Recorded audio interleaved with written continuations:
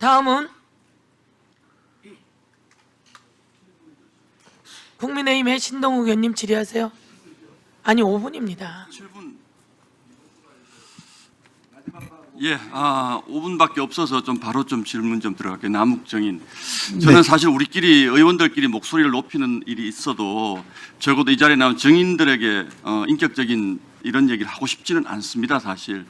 아까 유원석 총장께서 말씀하셨듯이 다 자기의 위치에서 수사를 하신 분들이기 때문에 제가 보기에는 김태훈 정인이나 정용환 정인이 왜 저렇게 말씀하실까 대단히 답답합니다. 그러나 저희가 정인들께 인신공격을 하고 싶은 생각은 없습니다만 우리 남욱 정인께는 꼭 드리고 싶은 말씀이 있어요. 이 사건은요, 남욱 정인이 2박 3일 구치감에서 묵어서 외로웠다 힘들었다 이게 본질이 아닙니다.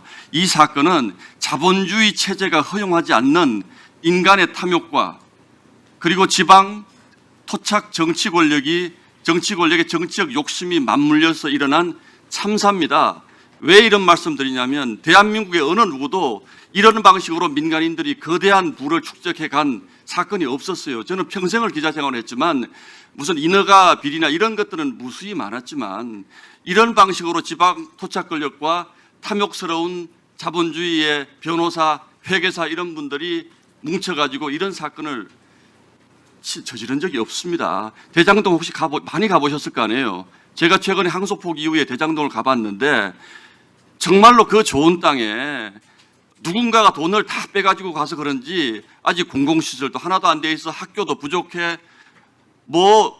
도로도 부족해. 엉망입니다. 주민들의 원성이 하늘을 찔러요. 저희들 붙잡고 가니까 주민들이 수백 명이 나와가지고 이거 대장동 진실 똑바로 좀 밝혀주세요라고 절규합니다. 근데 남욱정인 제가 보니까요, 이제 사실만 한 모양이죠. 2박 3일 구치감에 있을 때 그렇게 외로웠던 분이 사실만 한 모양이죠. 천억 가져가니까 계속 웃고 계시더라고요. 행복하십니까? 이거 남욱정인의 말이 많이 바뀌었잖아요. 이 사건은요, 문재인 정부 때 이재명 후보와 문재인 후보의 대선 경선 과정에서 벌어진 일이고 또 성남의 지방 매체에 처음으로 보도된 이유가 아니 어떻게 이런 성남 지역에 이런 사건이 일어날 수가 있나, 어떻게 민간업자가 수천억을 받아갈 수 있는 사건이 일어났나 하고 의문을 제기했던 거예요. 근데 일기 수사팀이 그러면 남욱정인에게는 일기 수사팀이 대단히 젠틀하게 대했습니까? 물어봅니다, 제가. 일기 수사팀은 대단히 젠틀했는데 2기 수사팀은 이재명의 연루설을 불지 않으면 그렇게 인격적으로 모독하고 그렇게 했습니까? 1기 수사팀과 2기 수사팀이 어떤 차이가 있었습니까? 우선 2기 수사팀이 인격적으로 모독한 적은 없습니다. 다만 1기 수사팀은 사건에 대해서 듣는 입장이었고 2기 수사팀은 목표를 가지고 수사하는 입장이었고 그게 달랐습니다. 자, 보세요. 제 생각으로는요, 1기 수사팀이 혐의점을 발견하지 못했다면 1년 가까이 이 거대한 커넥션에 아무 혐의점도 발견하지 못했다면 의도적으로 무시했거나 무능했거나 그 둘 중에 하나라고 저는 생각합니다. 정용환 증인, 1기 수사팀의 보고서에 전혀 혐의점이 없다 이렇게 적시했습니까? 아닙니다. 보고서 그건 아니죠? 네, 그렇습니다. 그러면 어떤 것이 적시되어 있었습니까? 보고서에 그 당시의 증거관계라든가 진행 경과 등 격리했던 것으로 기억합니다. 아마 언론 보도도 된 것으로 방금 확인했습니다. 자, 오늘 계속적으로 문제 삼는 것이 긴급 체포돼서 구치감에서 2박 3일 있었던 그 사건을 묻는데, 물론 법기술적으로 구치감에 계속 두는 것이 이게 어떤 의미인지 제가 정확히 알지 못합니다만 적어도 제 상식으로는 그 구치감이라는 것이 대단한 인권 침해 현장이었다고 저는 생각하지 않습니다. 제가 그 구치감 가봤습니다. 어떤 곳인지. 다만 2박 3일 동안 수사하기 위해서 구치소로 돌려보내지 않고 거기에 대기시켜 놓은 것이 법적으로 문제가 있다면 그거는 그 당시에 했던 분들이 책임지시면 될 일입니다만, 거기에 2박 3일 동안 첫 보도가 너무 추워서 힘들었다, 그래서 마음이 바뀌었다, 죽을 것 같았다 이런 보도가 나왔는데 실제로 그때 추웠습니까?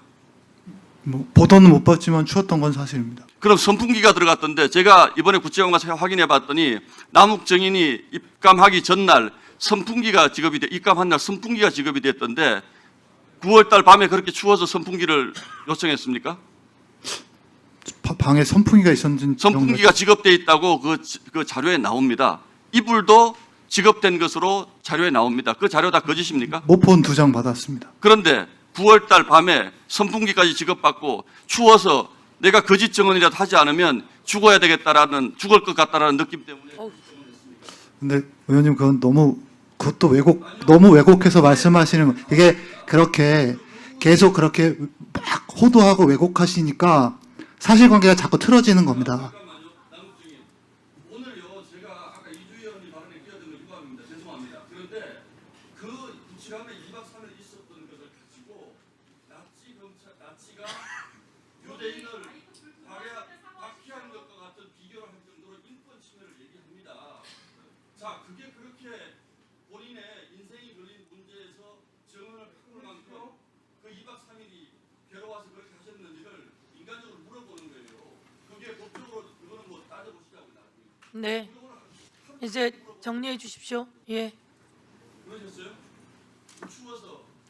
춥다기보다 뭐 그런 거보다는 계속 말씀드리지만 굉장히 부담을 느꼈던 건 맞습니다. 당연히 부담을 느끼죠. 부담을 어떻게 안 느낍니까? 제가 말씀드렸잖아요. 자본주의의 한계를 넘어서는 탐욕을 실현한 분이에요. 그건 의원님 그 얘기를 드리려면 하루 종일 드려도 모자랍니다. 예, 이제 정리해 주세요. 신동욱 의원님 정리해 주세요.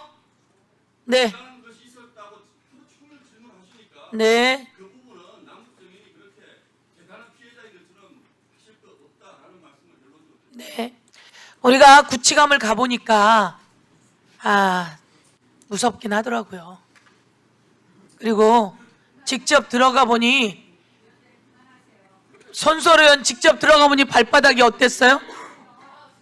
우리 직접 들어갔더니 엄청 발바닥이 차갑더라고요. 예. 엄청 차갑고 55개나 되는 방 중에 딱 한 명 다 퇴근했어요. 다 퇴근. 다 퇴근하고 혼자 있는 그 무서움. 제가 보기엔 생명의 위협도 느꼈을 것 같더라고요. 자, 그럼 이제 잠시 안내 말씀드리겠습니다.